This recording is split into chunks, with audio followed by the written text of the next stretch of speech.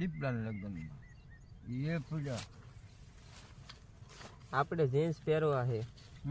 જીન્સનું પાટલું પહેરવાનું હોય. પાટલું મને ન ફાવે ભાઈ ક્યાં એ ક્યાં કરી પાટલું ફાવે જ નહીં.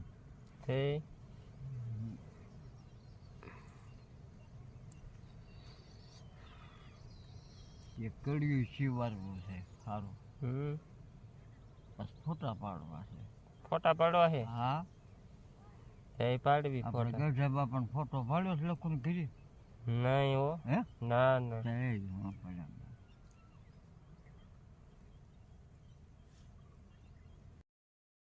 તો આ વાળમ જાર બાજરો હોય. બાજરાનું ખડું અહીં ધોરે અહીં ખડું કરતા બહુ મણ બાજરો થાય. ત્યારે શું ભાવ શું હતો? 10 રૂપિયા. બસ 10 રૂપિયામાં શું મળે?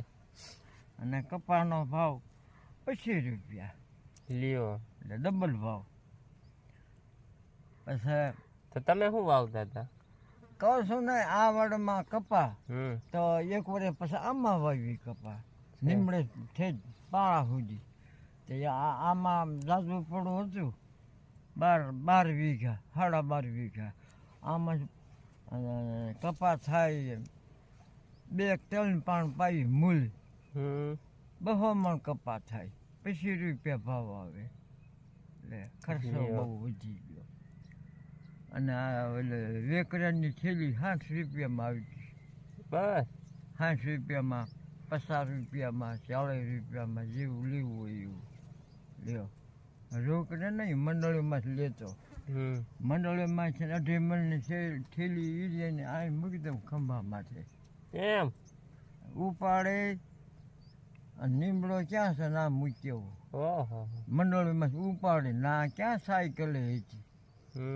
અને તારે મોટા બા એ એક થેલી એ લઈ લે માથે. મારા 2 થેલી લાવી ઈરિયા એટલું બધું ઉપાડી જાય.